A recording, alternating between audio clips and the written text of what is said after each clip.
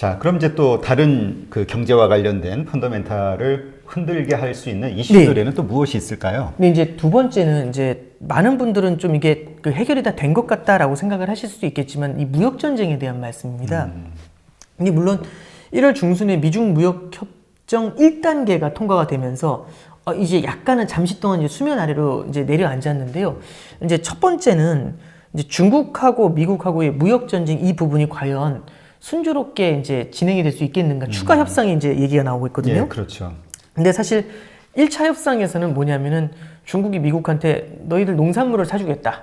그러면서 그 외에 뭐 2년 동안 2천억 달러에 해당되는 그런 뭐 미국산 제품을 사주겠다. 이제 이렇게 얘기를 했는데 첫째는 지금 이제 서두에도 말씀드렸던 것처럼 신종 코로나 바이러스로 인해서 만약에 중국의 소비 경기가 꺾이게 됐었을 땐 이걸 이행하기에도 좀 버거운 부분이 그렇죠. 있겠죠. 예. 두 번째는 이제 2단계 협상에 들어가게 되면은 환율 문제라든지 기술 이전 문제라든지 굉장히 민감한 부분들을 다뤄요. 근데 아마 느끼시는 분들 계시겠지만 미중 무역 협상이 이제 미국 무역 전쟁이 본격화된 게 작년 8월이었고요.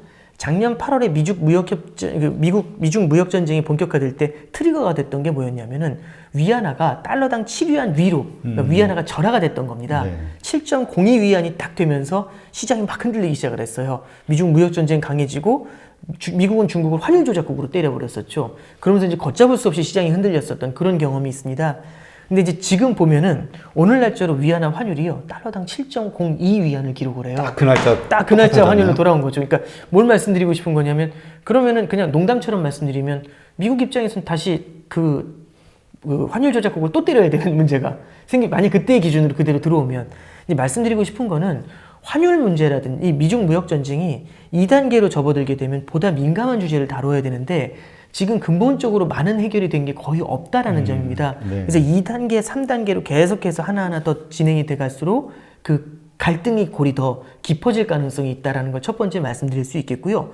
미중 무역 전쟁이라고 말씀드렸지만 최근에 이제 나타난 건 트럼프가 어떤 얘기를 하냐면 이제 중국 손을 봤으니까 다음은 유럽 차례다라는 얘기를 해요. 네. 그래서 유럽한테 디지털세를 가지고 먼저 흔들어 놓기 시작을 했고요. 얼마 전에 다보스 포럼이라는 데서 트럼프가 딱 뭐라고 얘기를 하냐면 유럽이 이제 에너지 독립을 이루길 기원한다. 단 우리 미국의 에너지를 사서 미국의 천연가스를 사서 에너지 독립을 이뤄라 라는 얘기를 하거든요. 이게 왜 그러냐면 유럽이 이제 특히 독일이 러시아한테서 천연가스를 좀 많이 사오려는 플랜을 지금 가동을 하고 있어요. 근데 트럼프 행정부 입장에서는 지금 미국에서 시일가스라고 하죠. 천연가스가 넘쳐나거든요. 공급 과잉입니다. 그래서 이게 굉장히 좀 부담스러운 상황인데 그나마도 공급 과잉이라서 이걸 좀 어떻게 해서 좀 팔아야 되는데 그걸 많이 사줄 수 있는 독일이라는 수요처가 다른 데서 사겠다는 얘기를 하고 있는 거잖아요. 그게 굉장히 마음에 안 드는 겁니다. 그래서 이제 이제 유럽은 우리 미국산 에너지를 좀 사야 되지 않겠어? 아니면 좀 뭐 이렇게 좀 재미없지 않을까? 이제 이런 메시지를 던지는 겁니다. 그래서 무역전쟁이라는 테마를 잠깐 말씀을 드리면 미중 무역전쟁이 그냥 그 자체로서도 미중 무역전쟁의 갈등의 골이 좀 더 깊어질 가능성 2단계, 3단계로 나아가면서 그리고 미중 무역전쟁이 유럽이라든지 일본이라든지 인도 같은 나라로 확전될 가능성 이런 것들을 좀 더 염두에 둬야 됩니다. 그래서 무역전쟁이라는 게 지금은 잠시 수면 아래로 눌려져 있지만 언제 고개를 더 들지 그리고 고개를 들 때 과거보다 더 강해졌을 것이다. 더 커졌을 것이다. 이제 이런 점도 우리가 염두에 둬야 되지 않을까라고 생각을 하고 있습니다. 이제 미중 무역 전쟁을 말씀드렸는데 결국엔 이거거든요. 트럼프 행정부에서 쓰는 과도한 재정 적자가 문제라는 말씀을 첫 번째 좀 드렸죠. 근데 미중 무역 전쟁이 이슈라는 말씀을 드렸는데 이게 미국 입장에서 보면 이런 겁니다. 트럼프 행정부 입장에서는 국채 발행을 통해 가지고 지금 경기 부양에 나선다는 얘기는 20년짜리 국채를 발행해서 자금 경기 부양에 나선다고 가정을 해볼게요. 20년짜리 국채를 발행을 하면 이 20년짜리 빚을 20년 후에 갚아야겠죠. 20년 후에 새로운 후손이 갚아야 될 겁니다. 그 세대를 사는 사람이 갚겠죠. 그 얘기는 뭐냐면 후대의 돈을 땡겨다 미래의 돈을 땡겨다가 미래의 세수를 땡겨다 지금 질러버리는 거거든요. 지금 뭐 재밌게 놀기 위해서 좋은 데서 밥을 먹기 위해서 미래의 저축을 끌어다가 지금 던져버리는 거거든요. 두 번째는 미중 무역 전쟁이라는 건 다른 나라의 부를 미국이 빼앗아 와가지고 지금 쓰겠다는 얘기로 해석을 하면 됩니다. 네. 그래서 결국엔 이런 두 가지 관점에서 해석을 하게 되는데, 그럼 미국 입장에서는 미래 세대의 자금을 가져오고 다른 나라의 자금을 가져오는, 시공을 초월해서 자금을 부를 땡겨와가지고 거기서 이제 굉장히 큰 발전을 하는, 지금 현재 경기 부양을 하고 있는 이제 그런 구조라고 할 수 있죠. 그러면 이렇게 생각하시면 됩니다. 미래 세대까지는 저는 뭐 고민할 필요는 없을 것 같고요. 지금 현 세대를 사고 있는 이머징 국가들 입장에서는 부를 미국에 빼앗긴 거나 다름없는 거잖아요. 네. 그럼 당연히 이머징 국가들 입장에서는 굉장히 어려운 상황이겠죠. 그렇죠. 특히 부를 빼앗기는데 가장 표면적으로 많이 드러나는 게 미중 무역 전쟁이니까 중국이 그 주인공이 될 겁니다. 네. 근데 중국이 그 주인공인데 코로나 바이러스 같은 것 때문에 더욱더 성장이 위축되지 않습니까? 정리해서 말씀드리면 미중 무역 전쟁의 확전이라는 게 중국이라든지 인도라든지 이런 이머징 국가들, 미국 이외의 국가들의 어떤 경기를 갖다 흔들어 놓는 그런 모습이 나타나고 있다라고 할 수 있습니다. 그래서 지금까지 세 가지를 말씀드린 거예요. 미국의 재정 적자, 두 번째는 미국의 무역 전쟁, 세 번째는 지금 말씀드린 것처럼 이 무역 전쟁으로 해서 이머징 국가들이 굉장히 흔들리는 모습들, 이런 게 이제 세 가지 문제라고 말씀드렸고요. 이 세 가지는 공이 어떤 걸 만드냐면은 전 세계적인 성장의 위축을 만들어낸다, 이렇게 해석할 수 있습니다. 그러면 성장이 위축이 되더라도 주식시장이 강해지거나 경기가 좋으려면 성장이 위축되더라도 금리가 더 빠르게 내려가주면 됩니다. 그게 지난해의 모습이었거든요. 그래서 작년에 보시면 미국 이외의 국가들, 뭐 이제 중국이라든지 유럽의 경기가 안 좋아지는 게 미국의 경기에 악영향을 줄 것을 걱정을 해서 미국 경기를 흔들어 놓기 전에 선제적으로 미국의 중앙은행 FRB가, 페드가 금리를 3차례 인하하면서 보험적으로 금리를 인하하면서 경기 둔화를 막았던 겁니다. 그러니까 다시요. 결국에는 중국이라는 나라의 경기 둔화가 미국을 흔들어 놓은 역풍으로 작용할 수 있을까봐 사전에 금리를 낮춰서, 선제적으로 금리를 낮춰서 이런 위기를 갖다가 막아줬다, 이렇게 해석할 수 있죠. 그러니까 첫 번째, 두 번째, 세 번째 위기라는 게, 그런 리스크가 한꺼번에 나타나가지고 미국 경기를 흔들어 놓을까봐 선제적으로 페드가 나서서 금리 인하를 하면 문제가 해결될 수 있는데, 문제는 지금 그럼 네 번째 리스크입니다. 그럼 페드는 지금 어떤 행동을 하고 있는가, 어떤 생각을 하고 있는가, 이게 굉장히 중요한 거거든요. 페드 인사들이 지난해 3차례 기준금리 인하를 한 다음에 다들 뭐라고 하냐면 보험적 금리 인하가 이만하면 됐다라는 얘기를 해요. 그래서 뭐라고 하냐면 추가 금리 인하도 검토할 수는 있지만 추가 금리 인하를 하려면 상당한 경기의 변화가 나타나야 우리는 금리 인하를 할 것이다 라는 얘기를 합니다. 이걸 다시 한번 들려드리면 상당한 경기 환경의 변화가 나타나야 금리 인하를 할 것이다 라고 얘기하거든요.